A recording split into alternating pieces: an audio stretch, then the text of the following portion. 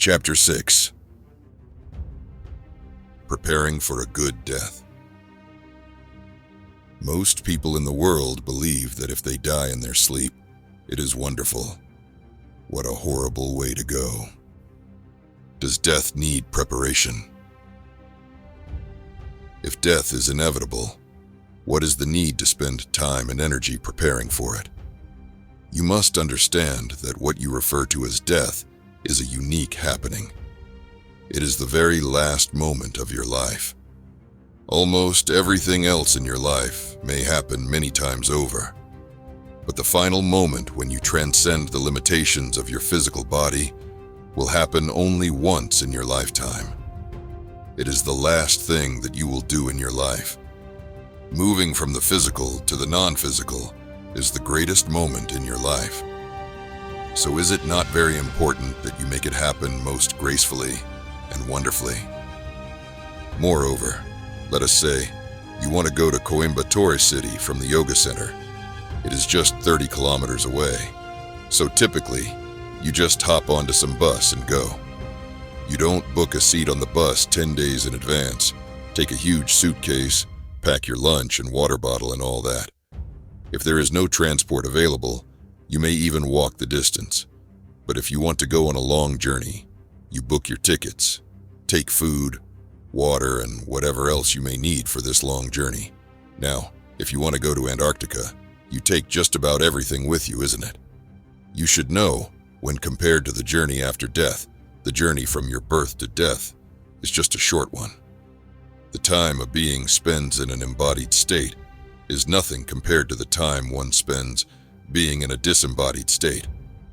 Yet you have done too much preparation for this. You have bought enough clothes to wear for 3 lifetimes, footwear for 8 lifetimes, and a whole lot of other things. But for the journey after death, which is a very long one, should you not make adequate preparations too? Why dying well is very important is because when a being is disembodied, whether one's experience becomes heavenly or hellish largely depends on how one dies, not entirely, but largely so. Preparing for death is not about gathering a lot of information and satisfying one's curiosity about something to come. If you want to make use of the opportunity that death presents, you cannot approach it with fear. This is not something that you can handle all of a sudden at that moment. So it is important that on many levels, we prepare for death beforehand. If you can manage this last conscious moment of your life gracefully, you will at least go through the disembodied phase well. You will not make it hellish. Unfortunately, most people create fear at that moment. They just cling on, saying, "I don't want to die." Some people actually desperately cling on to a bedsheet or someone's hand or something. This is not a good way to go. With just a little bit of preparation, guidance, and even a bit of help, what is now considered a catastrophe can become a huge opportunity for spiritual possibility.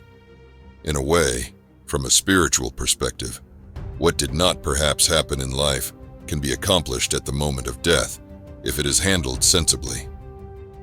This is because it is very easy to untie the knots of everything that you have accumulated at that final moment.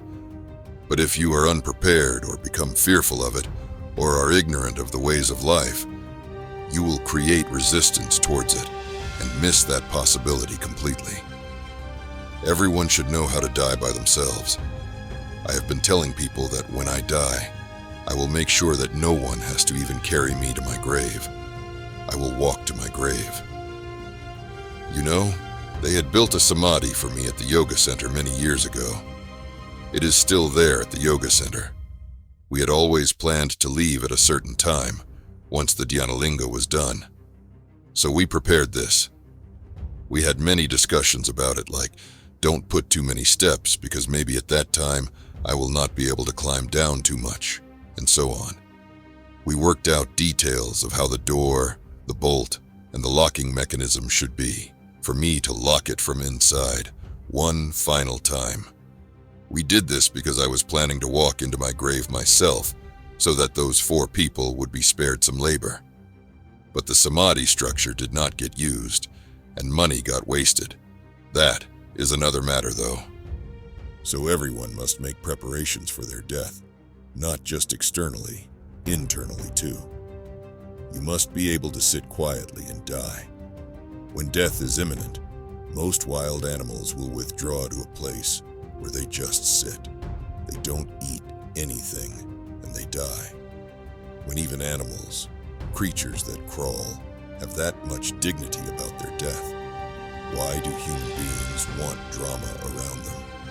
In life, they want drama, but at least death should be conducted in a dignified way. Ideally, I would like to teach the whole population a way where they can live beautifully, blissfully, every moment of their life.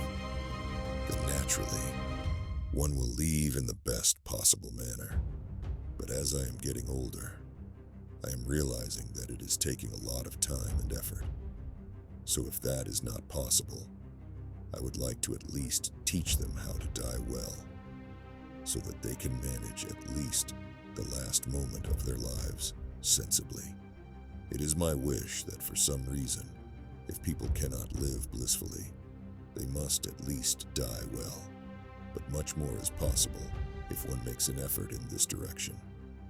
This possibility is available not only for accomplished yogis, but also for any sensible person who is willing to take instructions that are beyond one's understanding. People on the spiritual path often go one step further and choose the time, date, and place of their death. They are able to fix it beforehand and leave at that time, because they have created the necessary awareness within themselves so that when the time comes, they can bundle the life energies and leave the body consciously. To leave this body consciously and walk away without damaging it, just like taking off your clothes, is the ultimate possibility in your life. If your awareness has grown to such a point that you know where you as a being and this physical body which you gathered are connected, then you can disentangle yourself whenever the moment is right for you. This is the ultimate kind of preparation you can make for your death. When we talk about making preparations for death, people ask, what if the death is sudden? How can such a person die well? Death is never sudden. You may not have foreseen it, but it is never sudden. Today's movies are big culprits in spreading this fallacy of instantaneous death. They think of life as a quantity which is sitting inside that goes pop when someone is shot. It is not like that. Look at it this way. Suppose I shoot you in the head right now. Will all your breath go off at once? No, it will happen slowly. Once the compression of the ribcage is gone here, it will slowly dribble out. Similarly, life dribbles out over some time. But the moment the body turns inert, your experience of life is gone. Your experience of the body and your senses is gone, but the experience itself is still there. This is so even when you are sleeping. There is an experience there, but you are unable to turn inward and access this experience. Once your senses are disconnected, you have no experience of the world or the body, but the experience of presence is still there. Now, suppose a man was shot in the head. Does he also have the opportunity to die peacefully? Let us say, a man fell down from the roof and died. From your perspective, because you see the body breaking up, you may think this is a violent death.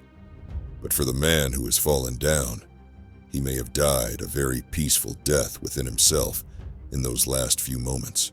Or he may have died a violent death. The violence is not in the way the body breaks. The violence is in the way that the human being experiences it in that moment. As an outside observer, you are judging the violence by what happened to the body. But you cannot know what happened to the being. Only he knows, unless you know the ways to know it. Someone may die, surrounded by his or her family. But at the last moment, They may have just looked at their fiendish relative. You may think they died peacefully in their bed, but no. They might have become terrified and died a violent death. Someone might have died in a car crash where their body broke into bits, but at the last moment, they might have just said, Shiva, or some other thing, and died peacefully. We don't know. The violence of the death is not determined by what happened to the body. It depends on what happened within that person. A man who is shot in the head is in no way in any kind of disadvantage compared to a person who is dying of some disease or old age or whatever. You need to understand this. However sudden the death is, whether it is a heart attack, car crash, air crash, or a bullet in the head, still, there are a few moments between injury and death. Even if a man's head is chopped off all of a sudden, he has still got a few moments between that injury and death. Those few moments can become moments of awareness if he has put in a certain amount of awareness into his life. On the other hand, even if someone gave some people 100 years of lifespan, it is possible that in these 100 years, they do not become aware. That is the reality of life. Someone who is suddenly shot has just a few moments, but it is still the same reality. If you had lived a life of awareness, then it is very much possible that even at the last moment you could become aware. If this has to come, you have to build a life of awareness. Only then you can be aware in your death.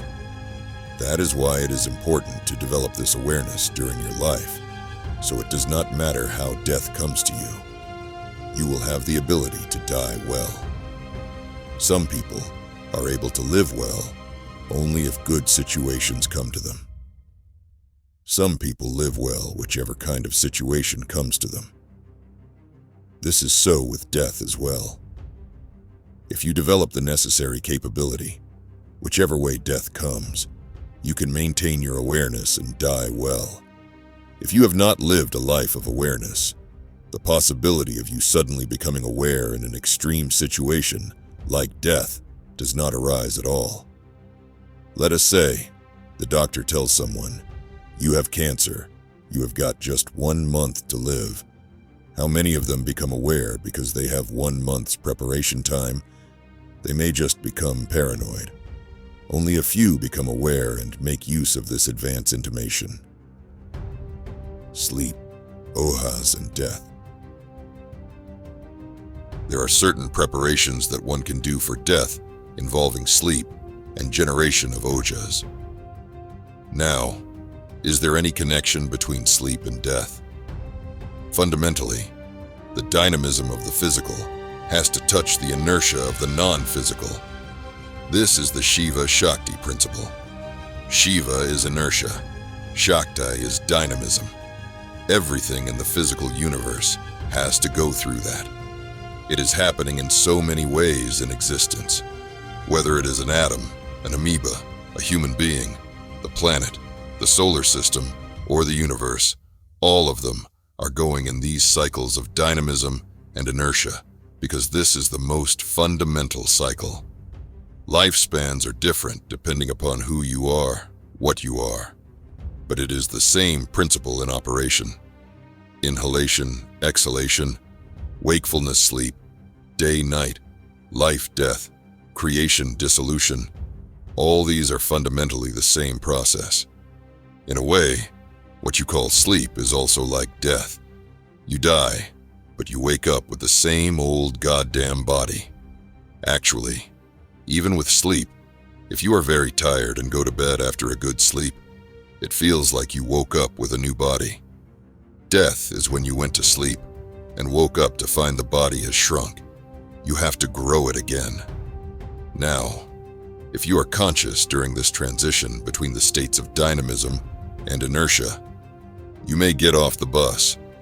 If you can move from wakefulness to sleep while remaining fully conscious, you will very effortlessly move from life to death also fully conscious, because in its fundamental essence, it is not different. It is just moving from dynamism to inertia. If you are able to move consciously from one state to another in these cycles from Shakti to Shiva, then you have transcended a whole lot of things. You can try this with your sleep tonight. When you are falling asleep, when you are going from the state of wakefulness to sleep, see if you can be aware at that moment. If you can be aware at that moment, then you can be aware at that moment when you go from body to bodiless state. Most people sleep without any awareness. But that final moment when you are transiting from wakefulness to sleep, if you can simply be aware, you will be awake in your sleep. If you can manage this awareness, something tremendous will happen. Now, if you consciously bring some quality to the last few moments of your falling asleep, that will continue into your sleep as well. Let us say, you make the moment of falling asleep very loving or happy within yourself. You will see that quality will continue through the sleep also. That is exactly what will happen with death also, but far more enhanced.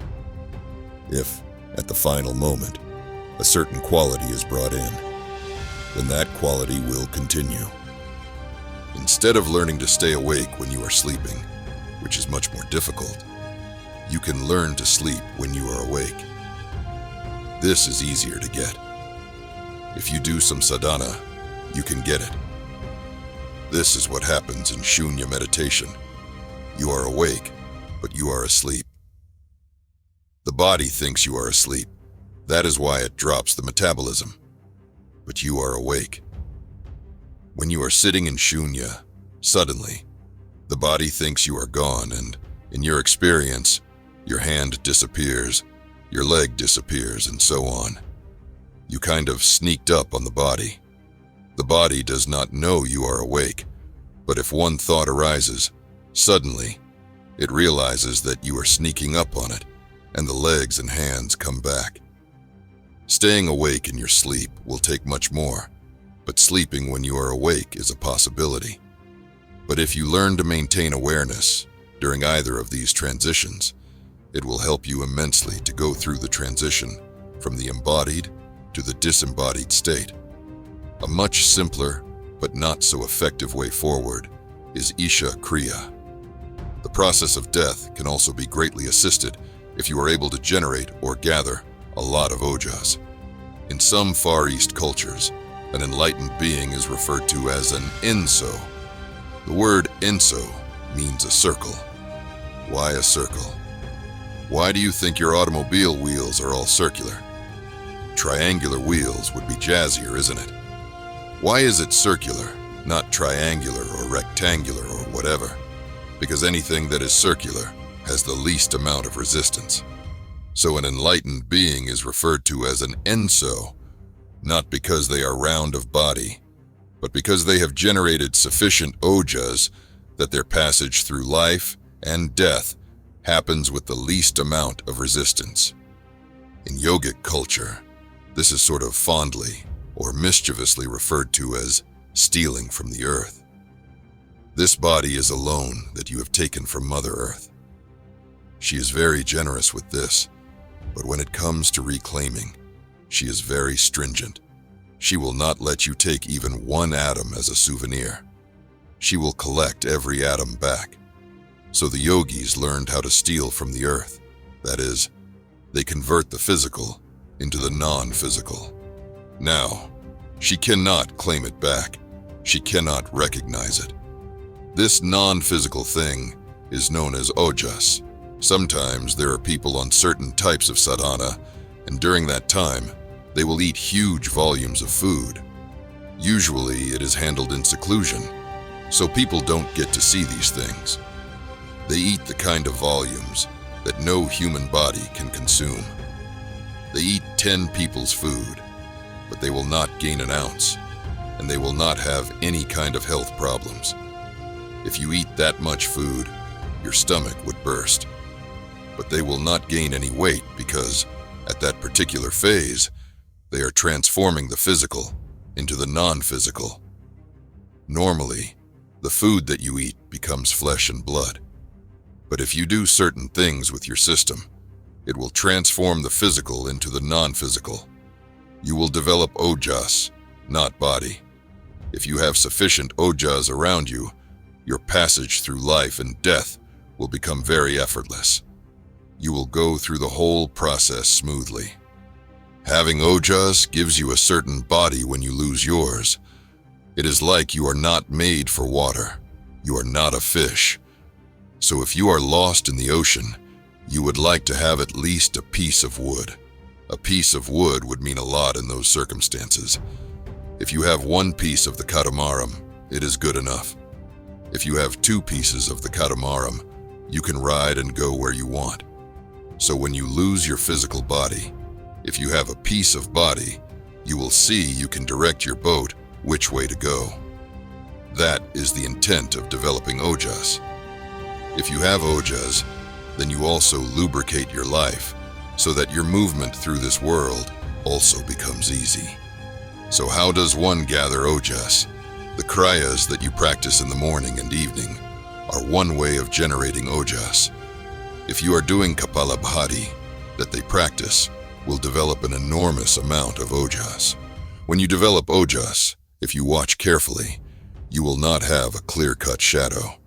Because of the ojas, the light will get confused or diffused. Erasing of physical boundaries not by damage, but by enveloping oneself with ojas, is also yoga or union.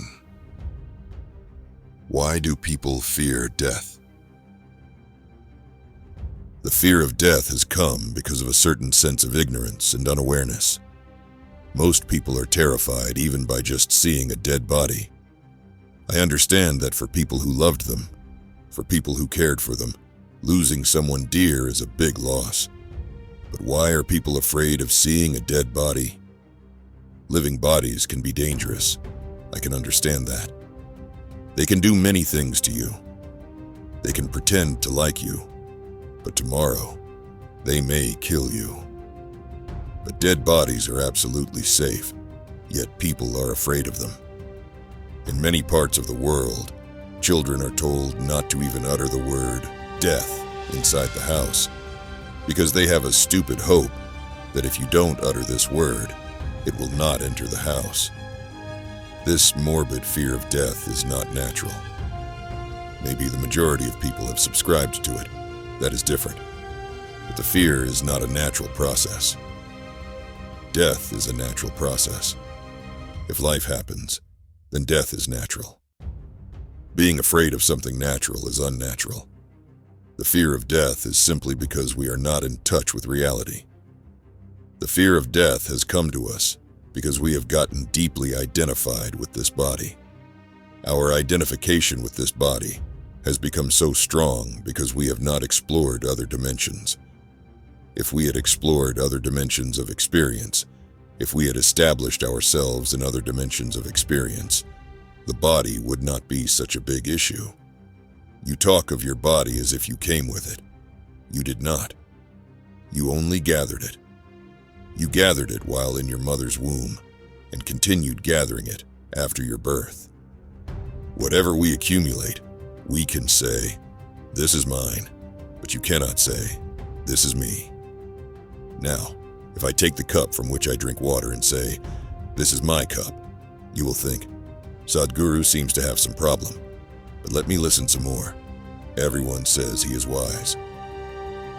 But after some time, if I say, "This is me," then you will definitely say, "Let me get away from this person." But you are doing the same thing with your body, which is why you make such a big fuss about shedding it. Suppose you overate and gathered a lot of body during the next few weeks, and then worked out and dropped some of it. You don't call it death. You gathered something, and you put it back. No big deal. You would be happy and relieved, not distressed, about it. It should be the same with death.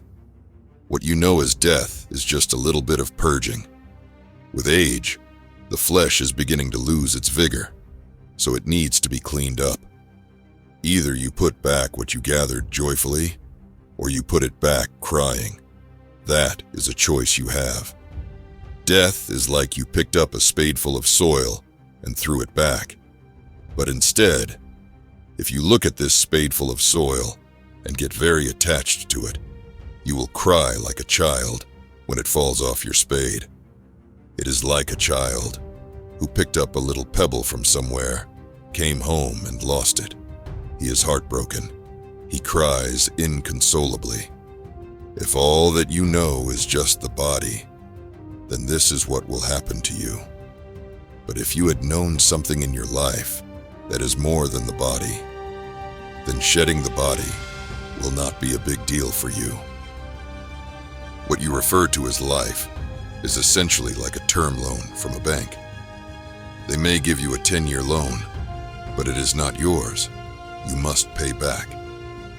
With some tricks, you can extend it to 12 years. If you are very tricky, you can stretch it to 15 years. If you are super tricky, maybe you can stretch it to 20 years. That is about it. Beyond that, no one has stretched it until now. People may tell you stories that someone lived for 4,000 years or 10,000 years because they probably want to make a movie. But no one has stretched life that much.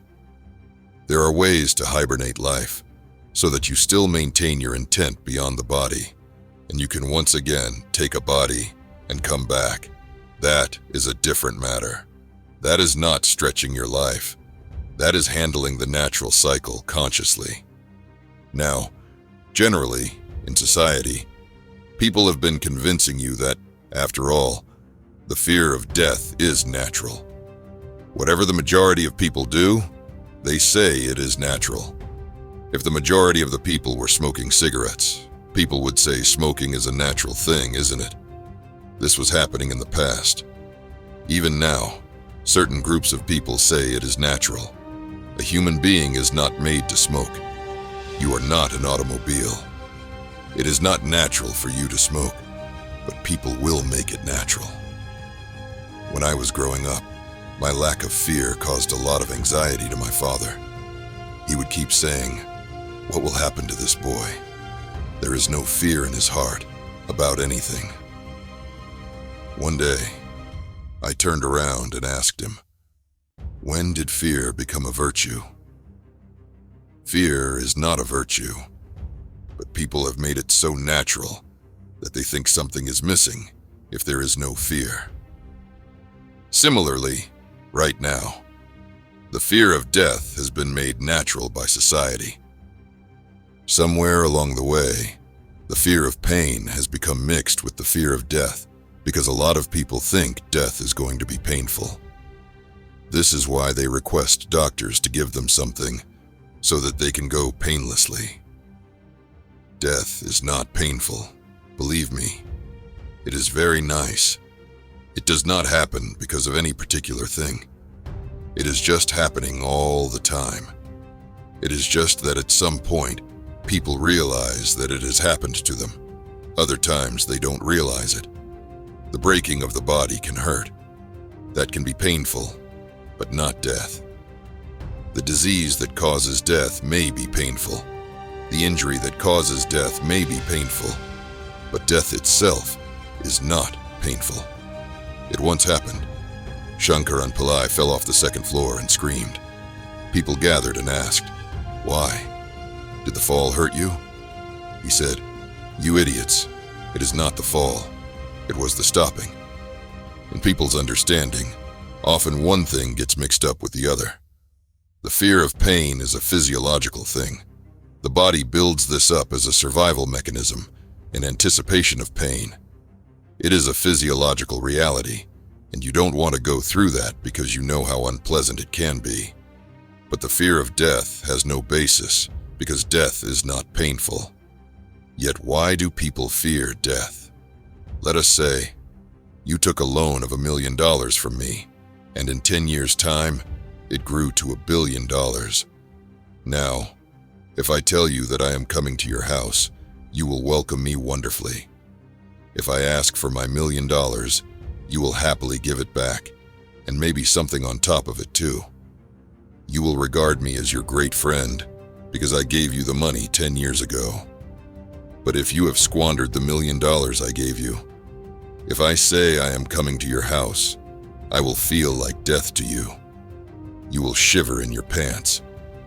Actually, for many people, their debt collectors create more fear in them than their death.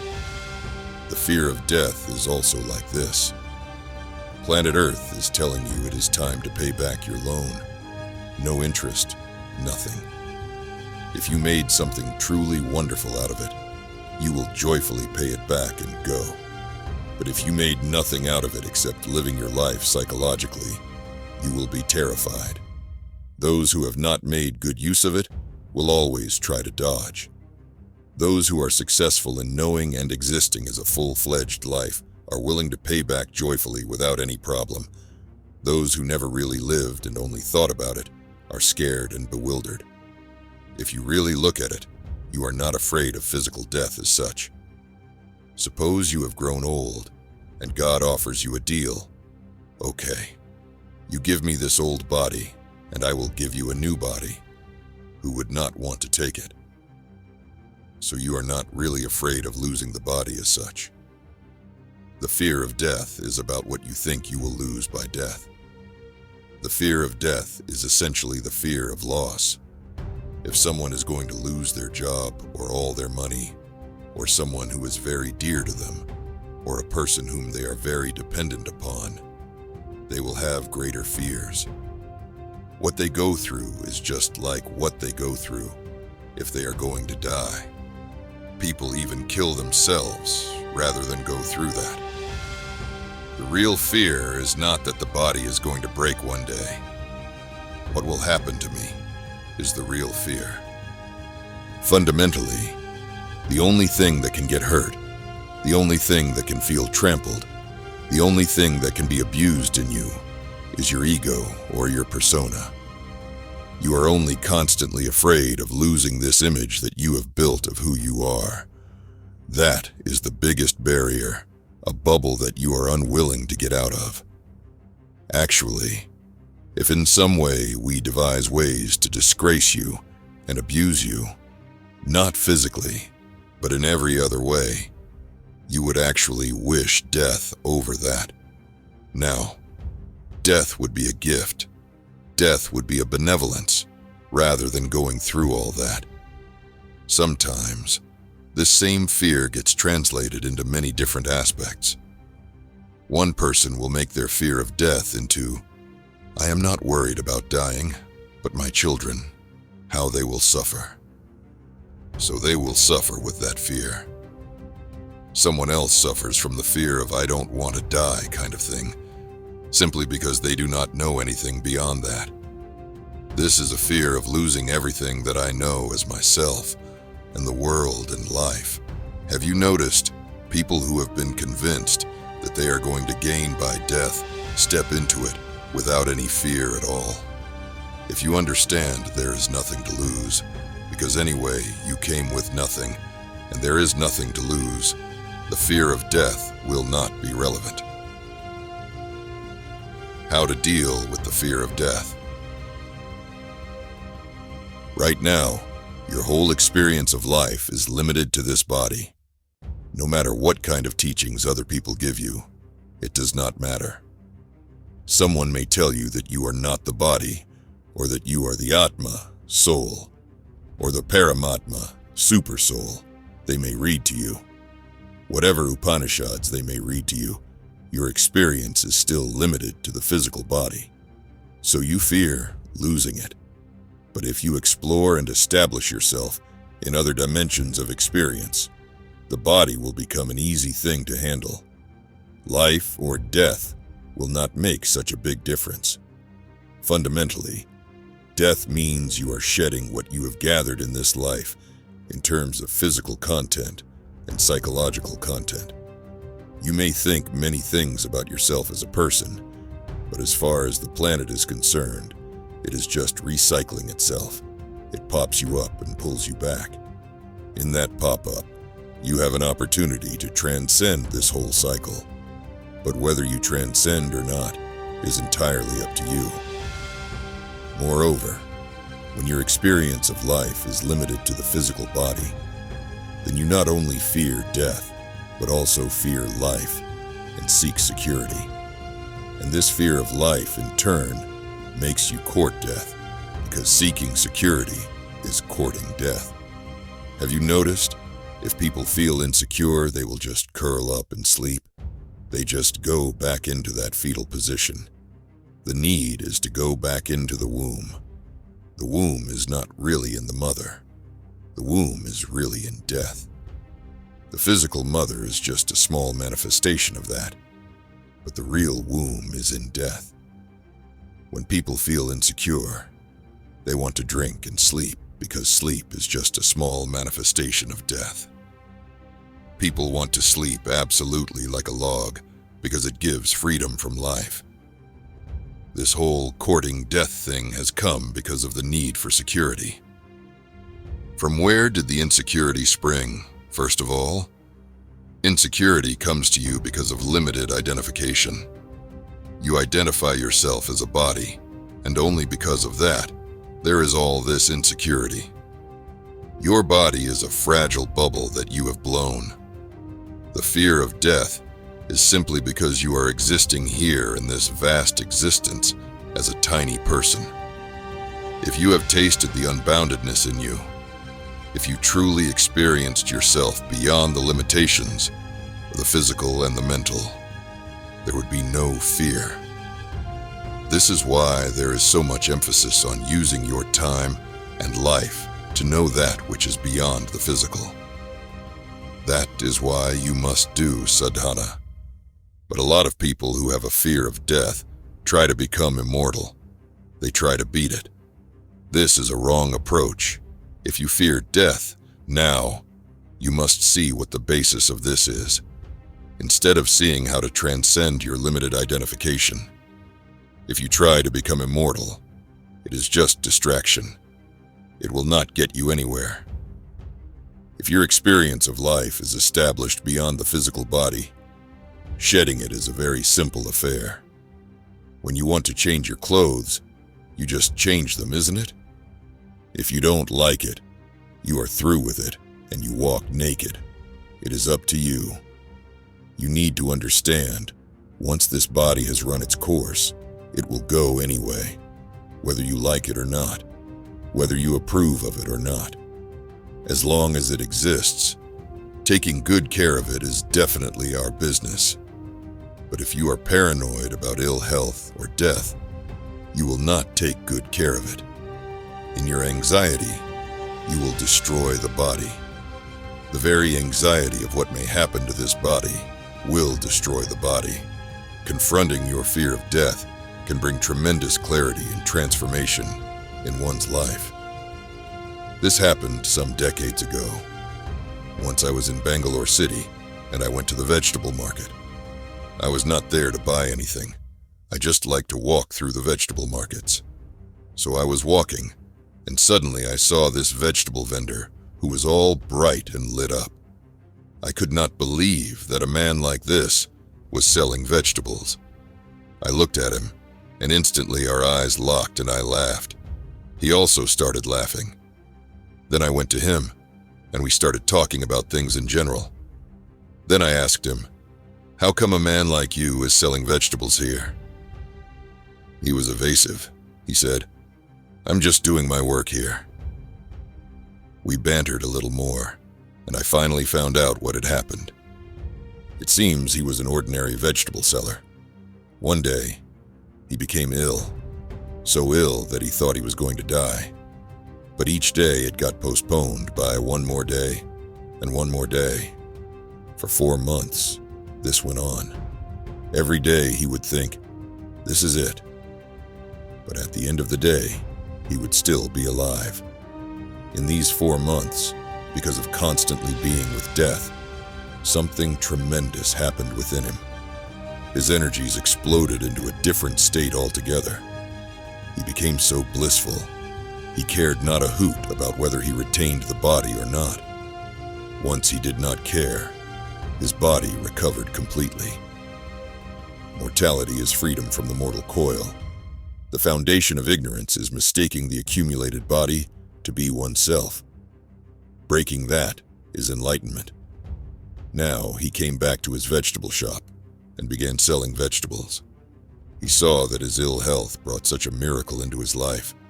So anyone who comes to buy vegetables from him, he blesses them. May you also become ill like me. When he says ill, he is not wishing you ill. He is wishing that somehow, if through health it has not happened to you, at least through ill health may you wake up, because that is what happened to him. So whatever it is, illness, death, or any calamity that happens around, you can either use it to liberate yourself, or you can use it to entangle yourself. Calamities, especially like death and illness, are a tremendous opportunity to look beyond the limitations of what you normally understand as life. It need not happen to you. If you are intelligent, you can learn from other people's experiences. You have heard about Gautama. He saw just one sick man, one old man, and one dead body, and he realized, any day, this can happen to me, so there is no point in running away from it. If someone is ill, or someone is dying, I want you to sit with them and see that this could have been you, and that this could be you any day. The most horrible illness that someone has got. We don't want it. We are not wishing for it. But you should know any day it could be you. It does not matter whether you are 18 or 80. It could be you today or tomorrow.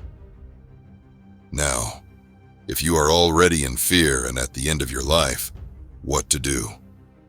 Fundamentally, the problem is that we think there is a solution for anger. There is another solution for fear. There is another solution for depression. No. There is no treatment as such for these things. This may look simplistic, but the fundamental reality is that your mind is not taking instructions from you. There are two significant faculties that human beings have: a vivid sense of memory and a vivid sense of imagination. Fear means your imagination is out of control. So it is a question of taking your faculties into your control rather than fighting fear. In reality, there is no such thing as fear. Actually, you are making it up. Generally, people think that if the process of survival gets better, if food and shelter are taken care of, the fear will go away. But affluent societies are clearly proving that is not the case. They are making a big statement. Give us as much food as you want, as much shelter as you want. It does not matter. We will experience fear for something else. The terror that someone goes through among the civilian population in a war-torn country is much more acute. But you will see, when they get a break from the bombing, they will all play, sing, dance, and be happy, because suddenly they realize the value of life. But the fear that affluent societies suffer is endemic.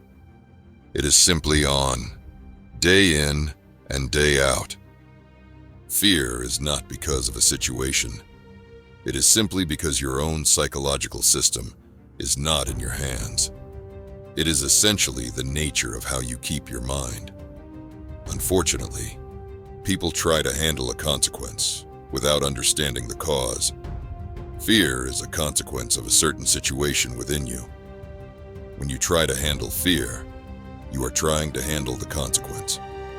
What is needed is taking charge of your physiological and psychological process, paying attention to the process of how we generate thoughts, how we generate emotions, how we conduct our body, and how we manage our chemistry.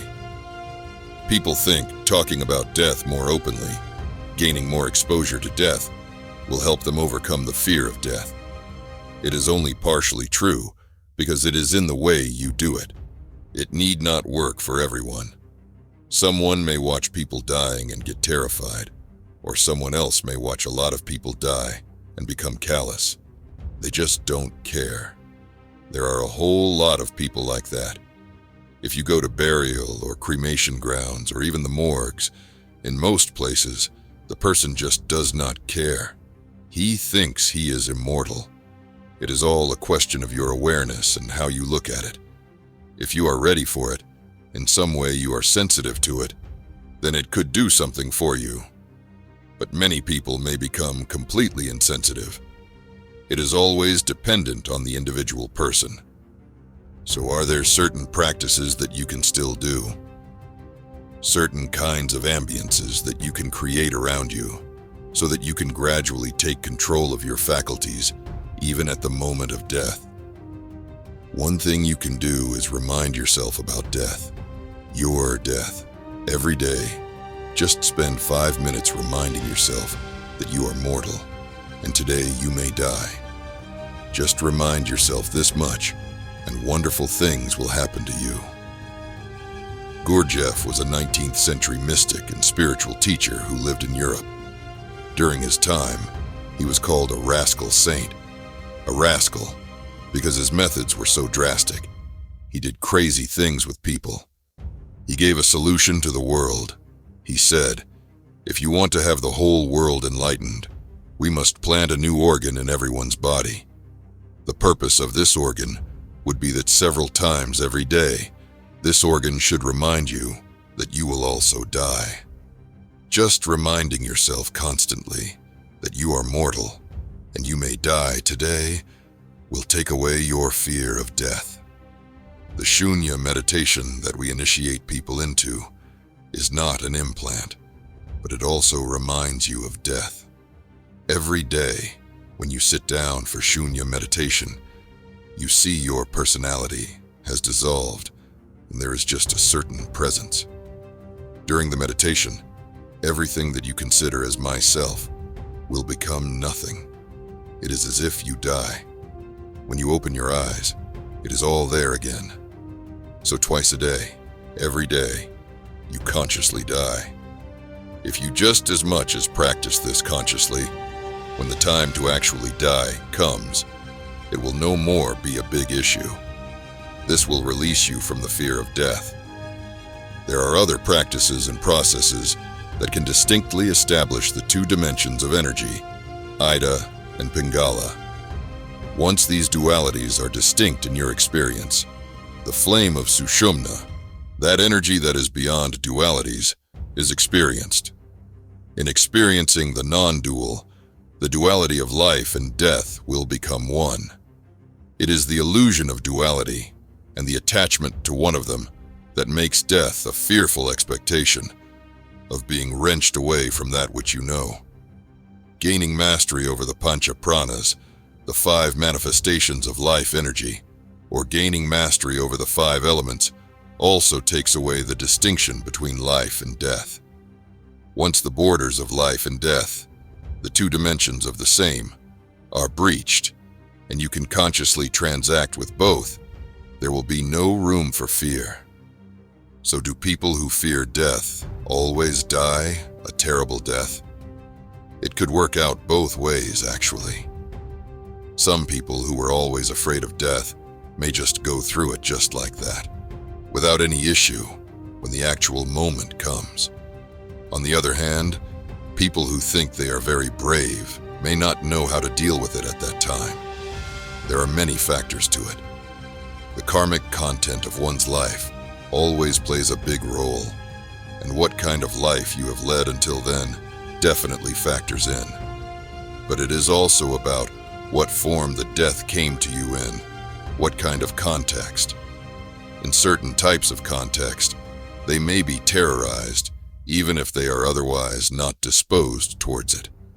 In certain types of contexts, they may come to terms with death just because the context was such.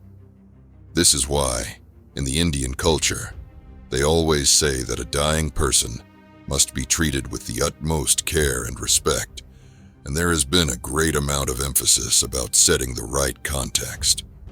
We will be looking at this later in the book. How to live one's old age. Every creature in the world except man seems to know how to die gracefully. If you walk in a forest, even in one that is rich with wildlife, unless it is an animal that has been killed by a predator, you will not find a carcass just lying around like that. Why the forest? Even in the cities, where the birds are mostly crows these days, you will not find a dead crow just like that. They all know when it is time to die, so they withdraw to a quiet place and gracefully die. It is only the human being who is oblivious of this and dies in a manner that is becoming increasingly graceless. When death comes, people who did not know how to live will definitely have problems with how to die. In many ways, old age can be a great blessing because the whole experience of life is behind you. When you are approaching death, it is an opportunity, because when energies have become feeble and they are progressing towards dropping the body, it is much easier to become aware of the nature of your existence. When you were a child, everything was beautiful, but you were eager to grow up because you wanted to experience life. When you became youthful, your intelligence got hijacked by your hormones. Whatever you did, knowingly or unknowingly, it just pushed you in that direction. Very few people are capable of raising their intelligence beyond the hormonal hijack and looking at life with clarity. All others are trapped in it. During youth, when the body is vibrant, it is very difficult to make yourself aware because you are so identified with your body that you don't see anything beyond that. However, as you age, this recedes. As the body loses its vibrancy, you become more and more aware because you cannot identify with that body, which is receding. When you come to old age, all the longings are over, and the experience of a whole life is behind you. So once again, you are childlike, but you have the wisdom and experience of life. It can be a very fruitful and wonderful part of your life. If you take care of your rejuvenation process, well, old age can be a miraculous part of your life. Unfortunately, most human beings suffer their old age simply because they don't take care of their rejuvenation process properly. In their old age, very few people can even smile. This is because the only thing that they knew in their life was the physical body. Once the body begins to recede, they become despondent. It might not have become diseased. No terrible cancer needs to have come.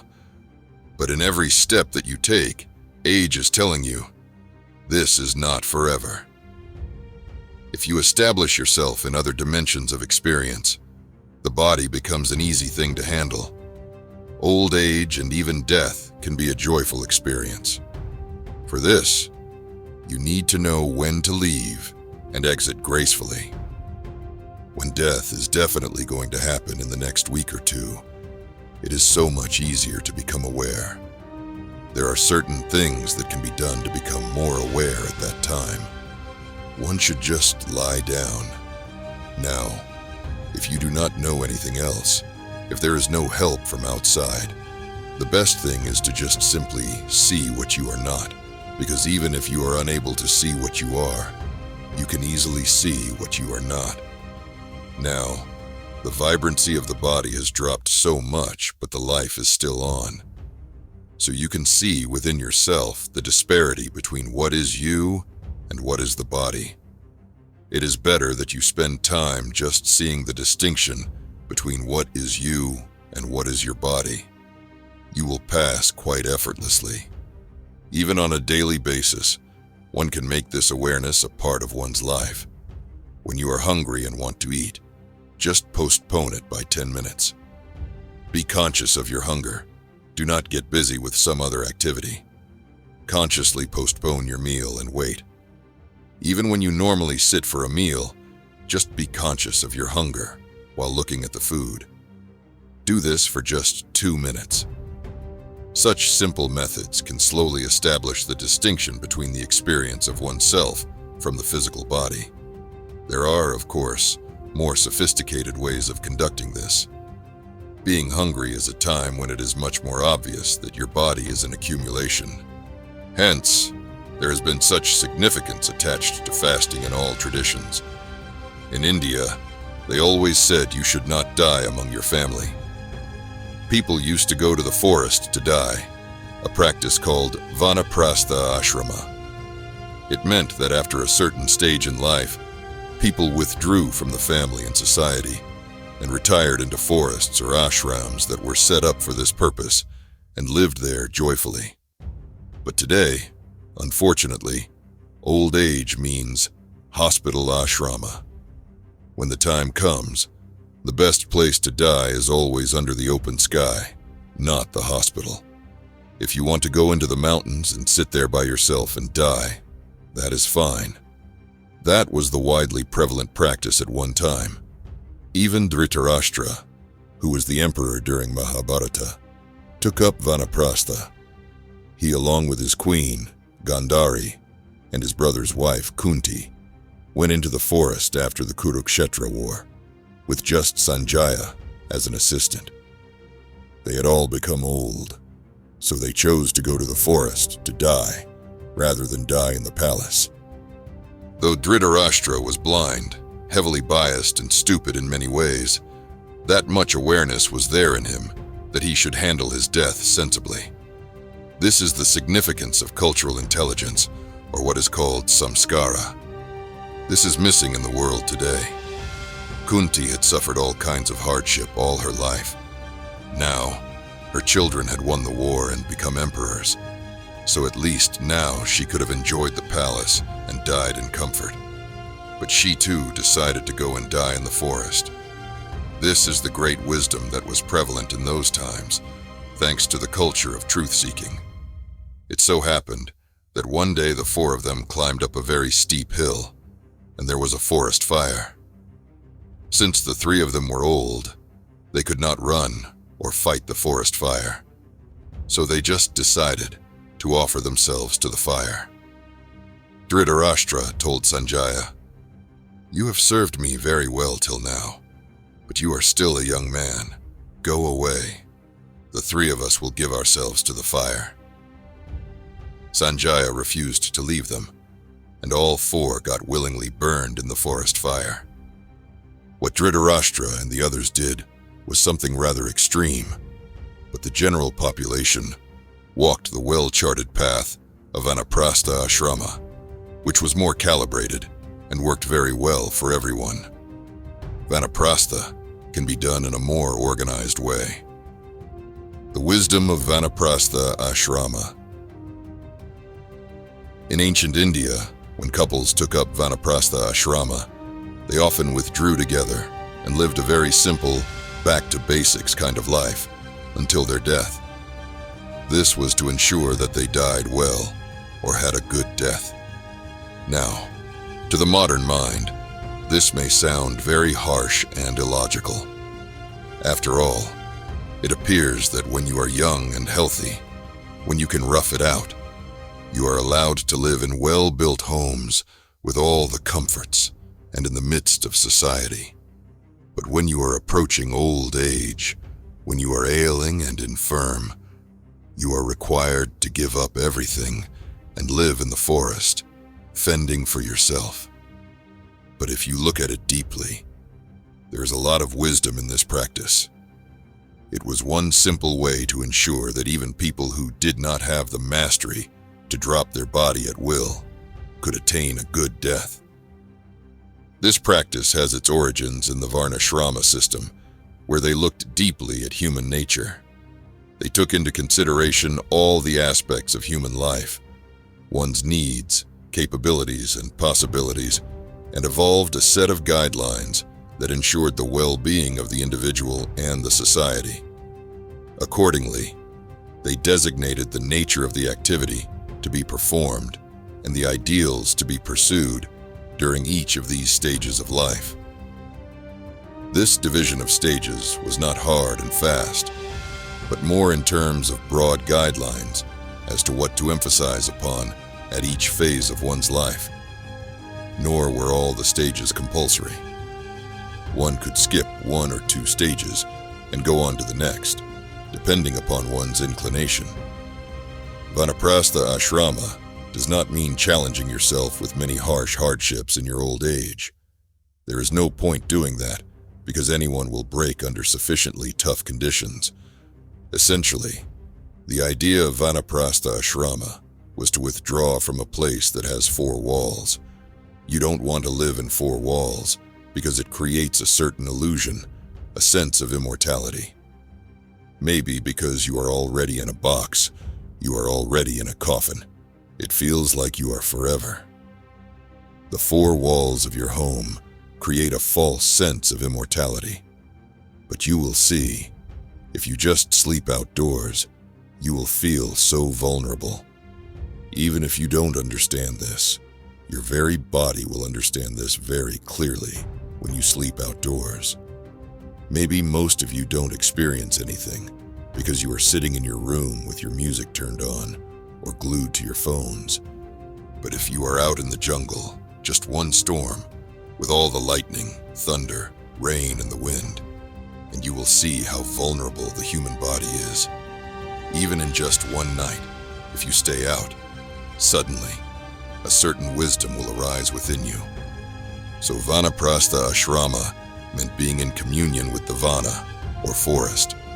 The fundamental idea is that after living in a home all your life, now, as the end nears, you move closer to nature and be aware of this vulnerability.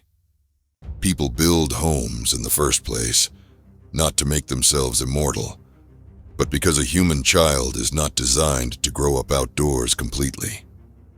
Unlike other animals, it takes some time for a human body and mind to get to a certain level of maturity. We have seen this happen here. A mother elephant delivered a calf near the yoga center gate. She just stood there around the baby for 3 days, and after that, both of them just walked away into the jungle.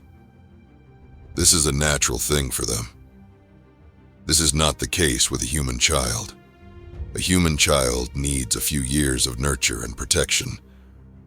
So we did some things, like building a home, for this protection, and we put in more and more protection. We did overprotection and super overprotection. That is a different matter. But essentially, the idea of wanting to build a home came because the children cannot endure the outdoors. So at that time, along with the children, the adults also enjoyed the comfort of 4 walls, which is fine. But then, they had enough sense to understand, if I live like this, I live with a lie, thinking I am immortal. So to make it very clear, not just intellectually, but in every way, the first thing is to step out of 4 walls. This is why sadhus and sannyasis never sleep in any built areas. When they sleep, they will only sleep under a tree. If the weather is very harsh, they will sleep in a cave or some naturally protected place.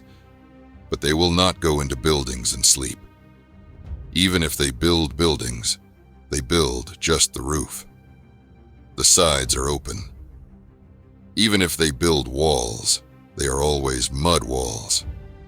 The idea is that you must be in touch with the earth. You must be in touch with the elements. It constantly reminds the body. The understanding may not be there in your head, but the arrangement will constantly remind your body that you are just a pop-up and you will go back. This is the idea, and there is great benefit in this. I have seen this with mountaineers. There is a certain quality about them that is hard to come by otherwise.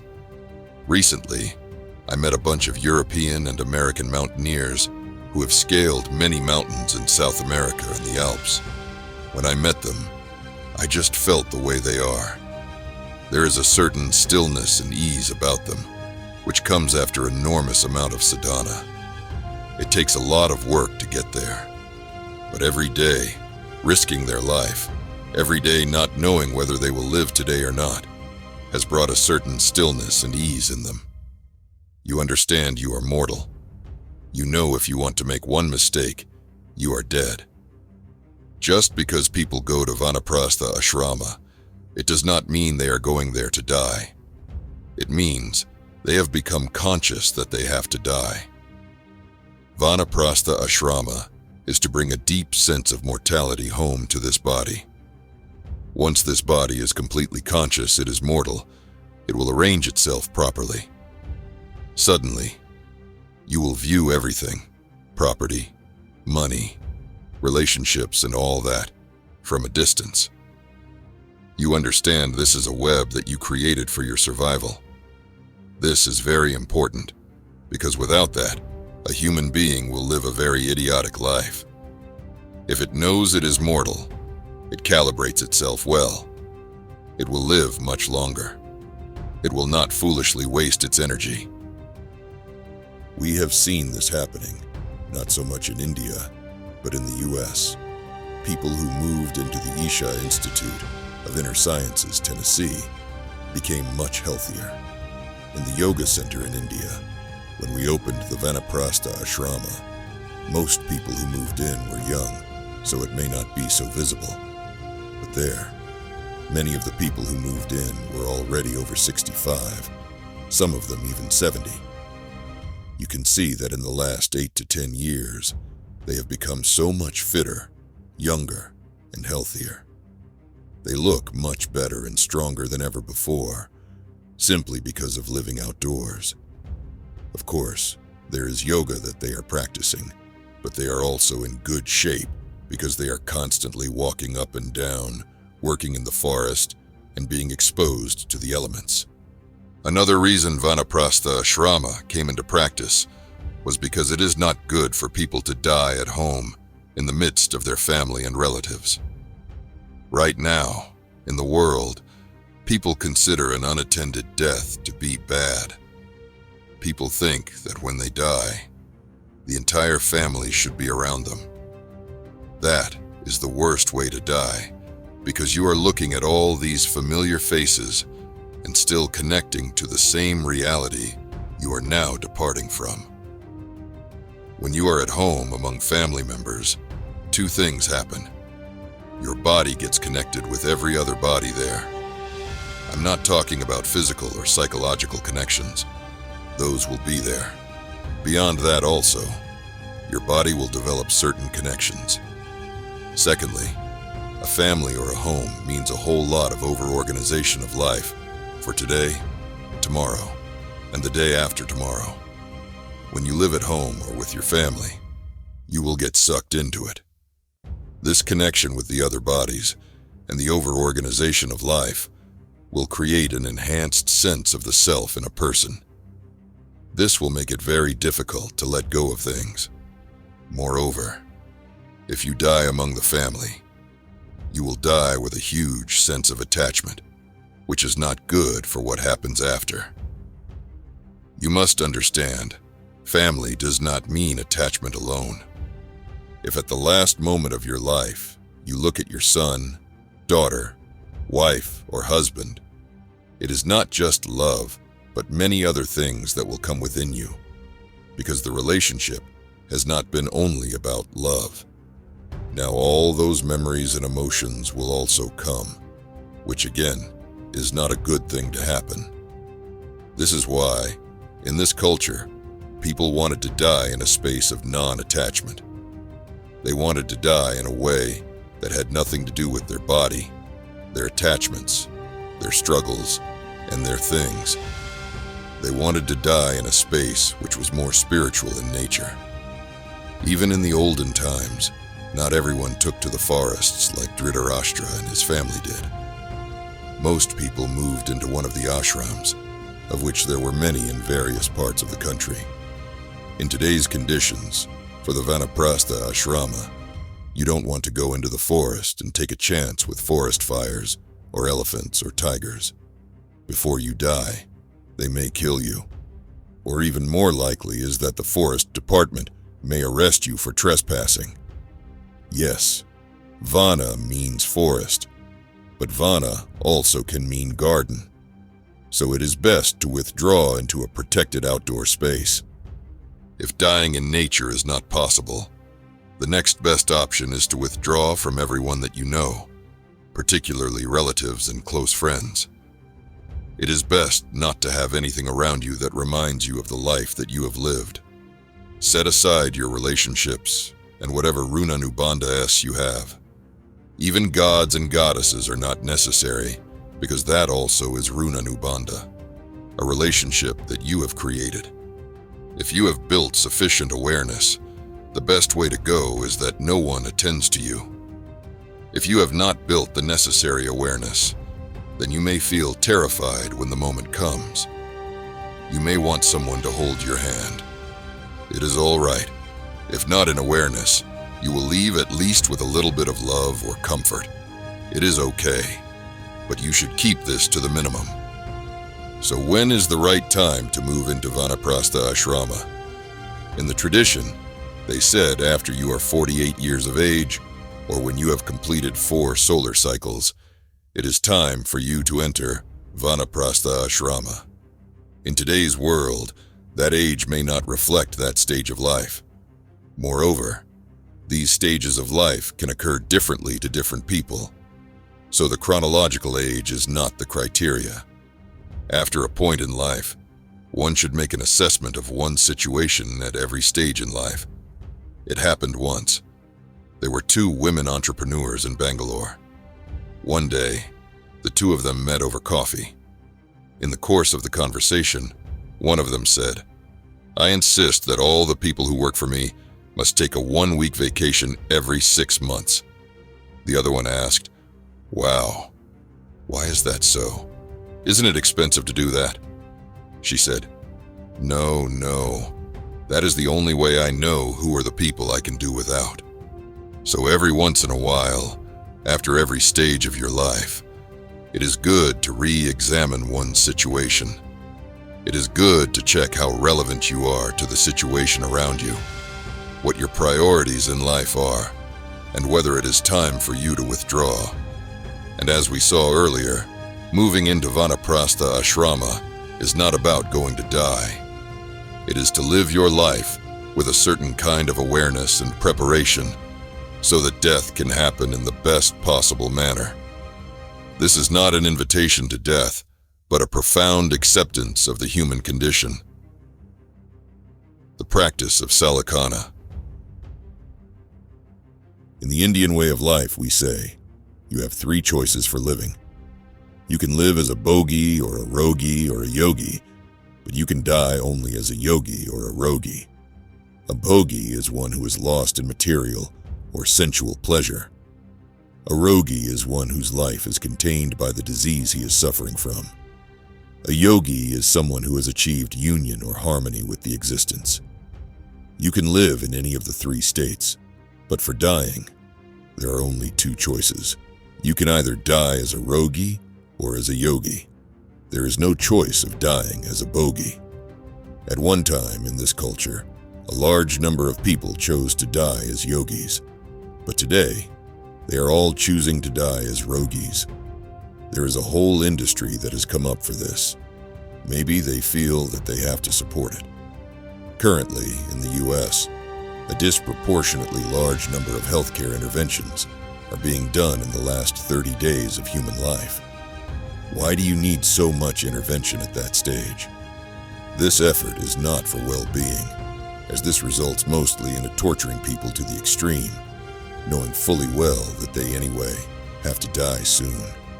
So before those last 30 days, let us say 6 months prior to that, you decide to taper down your life and leave.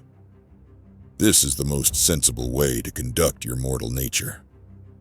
Why some people, even those who are not on the spiritual path, want to leave their body consciously is because they do not want to die with tubes hanging out of their body. They want to slowly run it down and leave gracefully, rather than go through all kinds of torture. What happens in the hospital is worse than hell. That is a fact. If you do not know this, please make a trip and spend a few days in all the general wards and government hospitals in India. You will see that this is one place you do not want to end up in. This is the reason why a lot of healthcare professionals in the US sign the Advance Do Not Resuscitate Directive. They see the endless struggle that people go through with tubes and needles sticking in them, just keeping the body alive and prolonging suffering. They may do this for their patients, but they do not want it to happen to them when their own time comes. In the past, people handled it differently in this culture. Let us say, You did not know any yoga, and you were over 80 years of age and were still okay. You would probably last another 10 to 15 years at the most. But knowing that the body is becoming infirm, let us say, you took a call. This is the time for me to run it down consciously. Anyway, you were going to run it down. You just decided to run it down consciously. So from 2 meals a day, you brought it down to 1 meal for a few years. Then from 1 meal, you make it half a meal and so on. This can greatly enhance one's lifespan, or bring it down, depending upon one's karmic and energy situations. But it will definitely ensure freedom from prolonged suffering. In the past, when people went to Vanaprastha Ashrama, they usually went from fruit to fresh leaf to dry leaf, and dry leaf to just water. And then they stopped the water too. After that, in 3 to 5 days, they exited because they did not want to die, as a Roji. Is this suicide? Definitely not. Suicide happens out of frustration, out of anger, out of fear, or out of an inability to bear suffering. This is neither suicide nor euthanasia. This is about being so aware that you know when life has completed its cycle and you walk out of it. This is about developing sufficient awareness to separate yourself from the physicality that you have gathered. In that level of awareness, one can leave. If you do not attain such a level of awareness, then the least you should do is make the last moment very graceful, pleasant, joyful, and blissful for yourself. This can be done if you manage certain things beforehand. If none of this is possible, then at least one can take the decision not to choose excessive medical intervention. This will be good for you and good for the planet. Modern societies are getting more and more obsessed with extending the human lifespan at any cost. You must understand that not everyone is geared to live for 100, 105 years. If you want to do that, you must calibrate your life in so many ways. Unfortunately, for most of these millionaire immortality seekers, all they have known in their life is the pleasures of body, the joys and pains of psychological drama, and the intoxication of power in the world they live in. All of this being physical, they have not looked beyond that dimension at all. Today, with advanced medical interventions, hormones or supplements or stem cells or whatever, they are only managing to somehow keep the body alive. When people have run out of their software, but their hardware is still on, they will become like empty shells. There are too many such empty shells like that in Western societies now. Some people who work with such people were telling me that there are these 85 to 90-year-old men and women who have lost all their memory. But they remember one thing from their adolescent times, that they must attract the opposite sex. They have forgotten everything else, but this one thing has remained due to the chemical nature of that aspect of life that etches itself in one's system. They can barely walk. They are in wheelchairs and all that. But whoever comes, visitor, worker, anyone, if they are of the opposite sex, they want to grab them. Every day, in an attempt to appear attractive, they wear all kinds of lipsticks and smudge themselves with all kinds of makeup or cut themselves by trying a clean shave. Whosoever they see, they try to grab them. You see how pathetic it is? But this kind of thing is celebrated in today's societies. If you are 90 and still romancing someone, that is considered a great thing. It is not considered a stupid, idiotic thing, because that is all they have been habituated to. This kind of situation would not have arisen if, like all other creatures, human beings knew when and how to die gracefully. So for people who do not have the capacity to shed the body at will, what can they do to exit it gracefully? How and when do you make that call? It is not the same for everyone. One person may be very strong at 85, another may have to leave at 70. It depends on many factors. Chronological age is not the criteria. To know this with some certainty, one needs a certain amount of sadhana or insight into life. Then you will know when infirmity is coming. You will know when your body is becoming unstable, and you will feel you have completed your karma. Otherwise, you feel lost in this world, which, unfortunately, is the state of most modern people. In ancient times, there was a lot of community support for people to consciously take this step of running the body down and leaving gracefully when the time came. In the Jain community, for example, they had a practice called Salakana, or Santara. The Hindus have something similar called Prayopavesa. In this tradition, when someone felt they had approached the stage of leaving, if they were so conscious, they could decide for themselves. It was perfectly acceptable. If someone was not aware, then they consulted all the people around, including the family, the elders of the community, and their spiritual head. People then discussed and debated this. Let us say, someone gives an application saying, "I think it is time for me to do Salakana or Prayopavesa." So they would debate, discuss, and say, "No, this is not the time for you. Why do you want to do this?" They would list out all the things that were yet to happen in the person's life, and all the responsibilities that he or she had to fulfill. But the person says, No, I think I have done enough of that. My body is not letting me stay. I need to go. Then they would say, "We have to consult so-and-so, who is considered to be a spiritual head of the community." They would consult him together and decide, "Okay, I think it is time for this person to go. Maybe not now, but next year." So he or she would decide to go the following year, based on the society's advice. They would then be formally initiated into a process by the spiritual head. The process itself could be long drawn and in many stages. At each stage, the spiritual head would review the progress and make sure that this was really the right thing for this person. Even if there was the slightest doubt about it, it would be called off, and the person would be taken off it. Let us say, this was about me.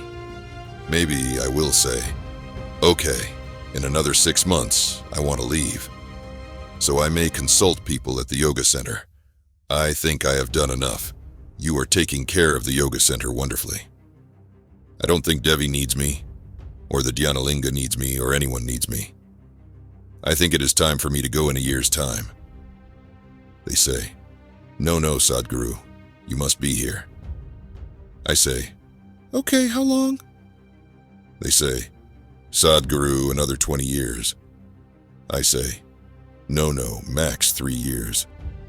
If everyone is mature or conscious enough, we can talk about this and arrive at something. Otherwise, you just utter the word death. All hell will break loose. When the entire society is conscious that death is an inevitable part of our life, we can sit down, negotiate, guide each other, arrive at something, and decide that this is the best way to do it. This is just like fixing an arranged marriage in India. Let us say, your daughter has come of age, so when to get her married? The family sits down and discusses and debates about it. They ask the girl her views. They listen to what she has to say, look at the overall situation, and see what is best, and finally arrive at a date, isn't it? Similarly, death is also another part of your life. You should handle it so. In the past, this was very widely practiced, though in many different forms. Even kings chose to take to Vanaprastha Ashrama and Salakana, or Prayopavesa, towards the end of their lives. One of the most famous people who took Salakana was Chandragupta Maurya. Chandragupta Maurya was the founder of the Mauryan Empire and the first emperor to unify India into one nation. No other emperor since has managed to create a bigger empire in the subcontinent. He ruled from 322 to 298 BC. Ashoka was his grandson. When he was 42 years old, Chandragupta abdicated his throne in favor of his son, Bindusara. He then became an ascetic under the Jain Sant Bhadrabahu and migrated to southern India, along with the Jain monks.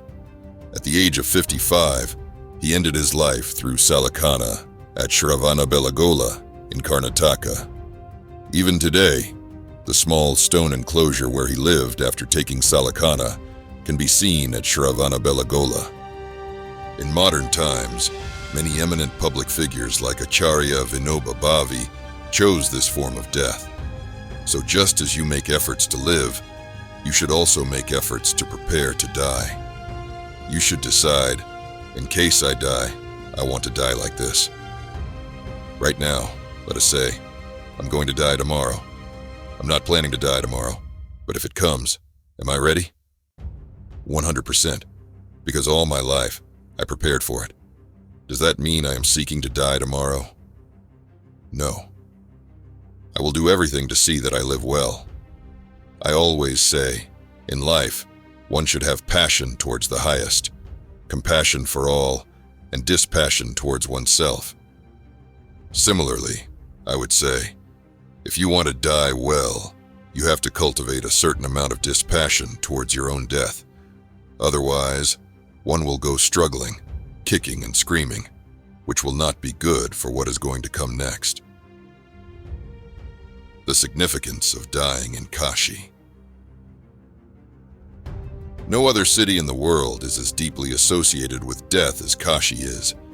It is also one of the oldest, continuously inhabited cities in the world. There is evidence of it being at least 12,000 years old, but surely it is much older than that.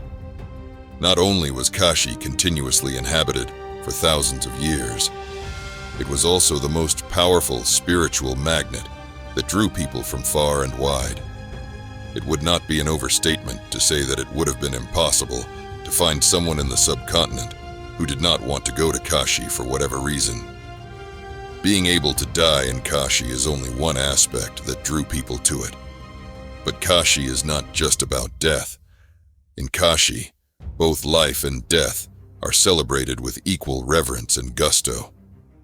People also flocked to the place for its splendor and grandeur. Over thousands of years, people from all over India have settled in Kashi, and they live in neighborhoods, each of which retained some of its original identity and linguistic flavor. Kashi, in many ways, is a microcosm of Indian civilization and a civilizational center of India. The word Kashi means light. The city is a tower of light in the spiritual sense. The idea and the purpose of creating such a tower of light was to assist you to gain access to that dimension within you, which you could not access by yourself.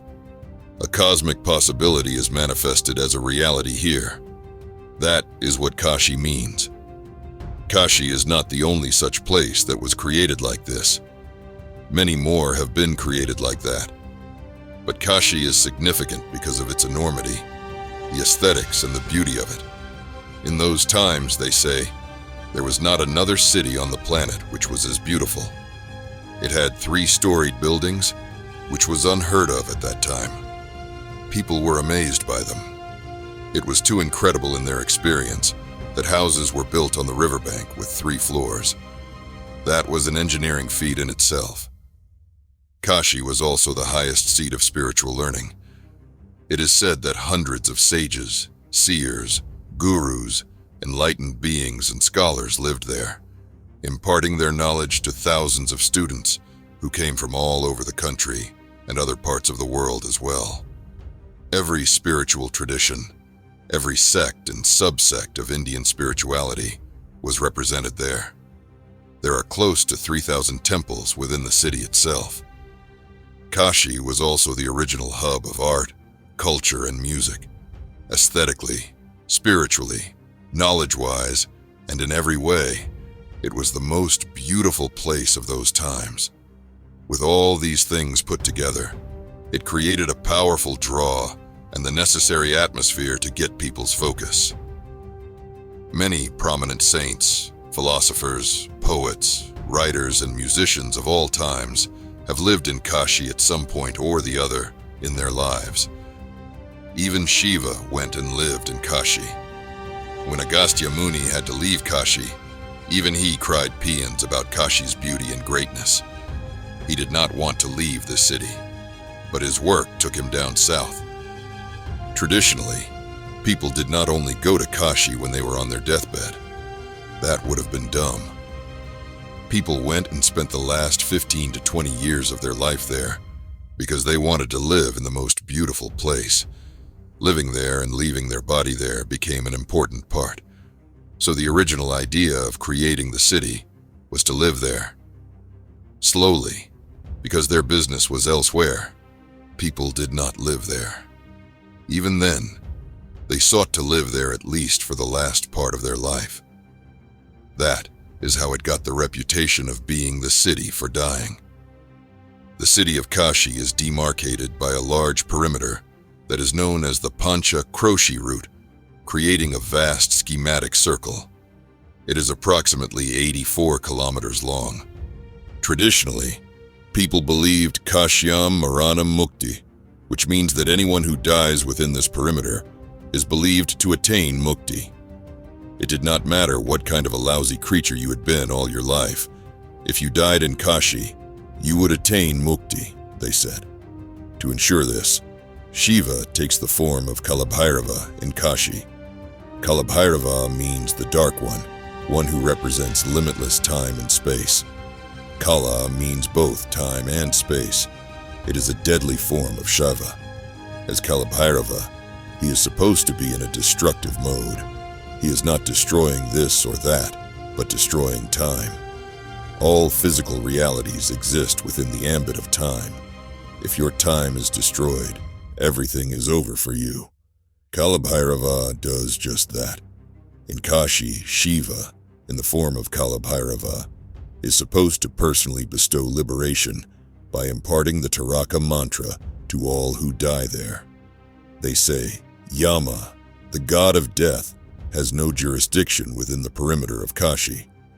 Neither he nor his agents, the Yamadutas, can enter the city. Once a person loses their physical body, Kalabhairava gives them a Yatana Sharira, a special subtle energy body, for them to work out their karma. They say the suffering in this Yatana Sharira is 42 times more intense than normal suffering. Because it is so intense, it is over almost instantaneously. All this is a very beautiful way of saying that the normal processes that take place after death are not applicable, and something else that is super intense happens. Traditionally, this is called Bhairavi Yatana. Yatana means ultimate suffering. It is something that can happen to you beyond the body, but Kalabhairava will make it happen to you here.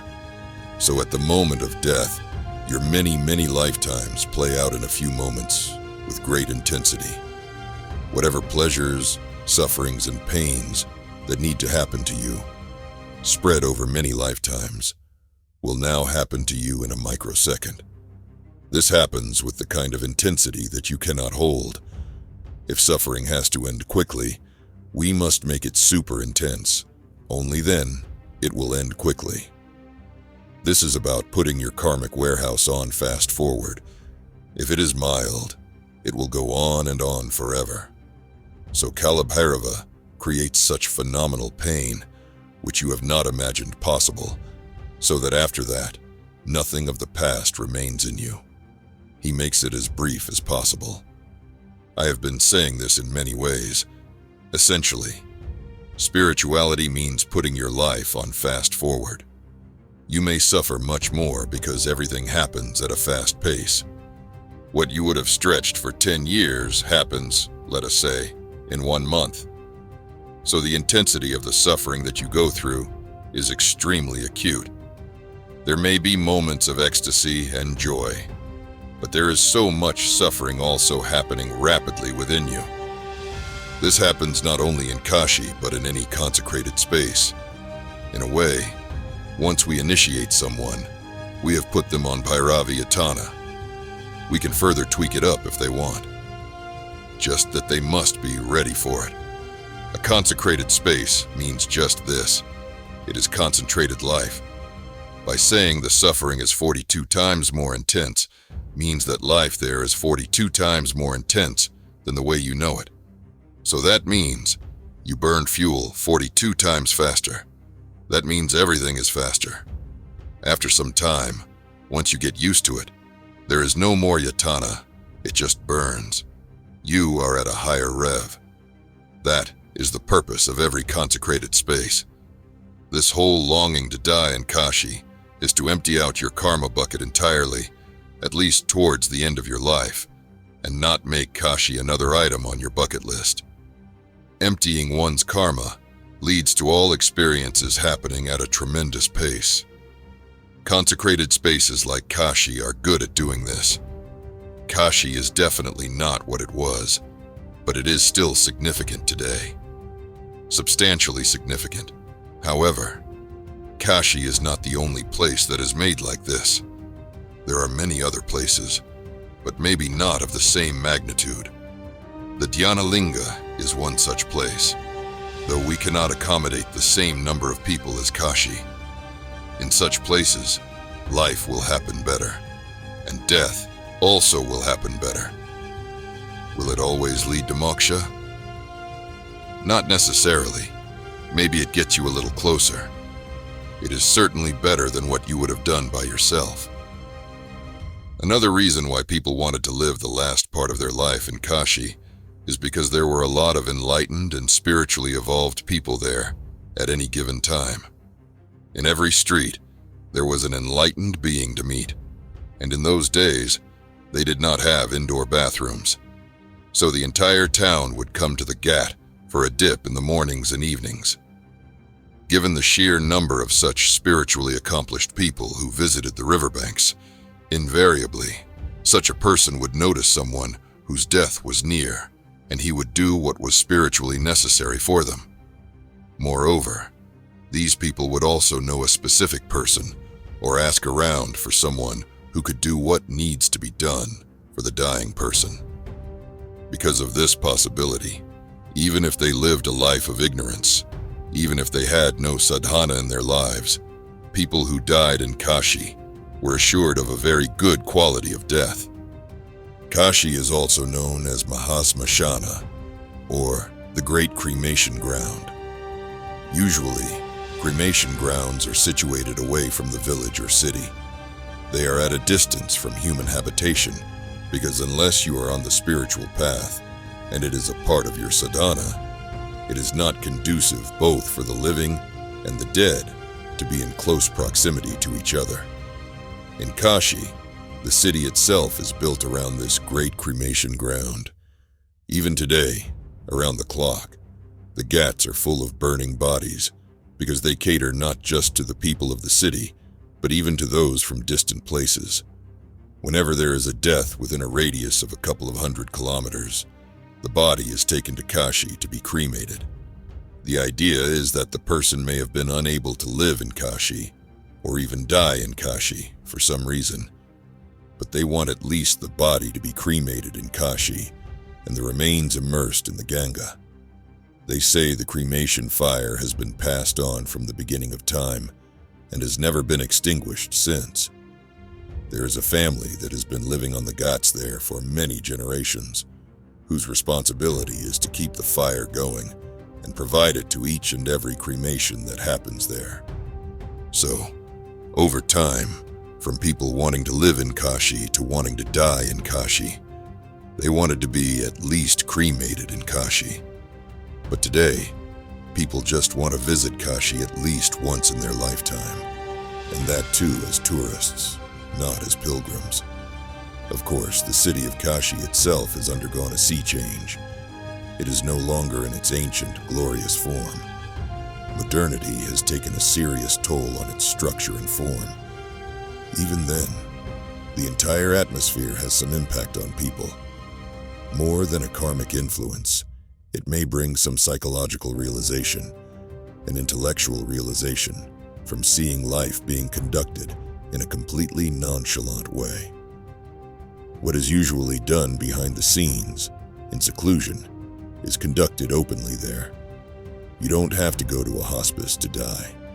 You can just sit on the riverbank and die. You can be cremated on the riverbank too. People see it as normal, very normal. So even just visiting such a place has a certain impact. Though terribly mutilated, Kashi remains a powerful possibility even today. The time to build new towers of light has definitely come.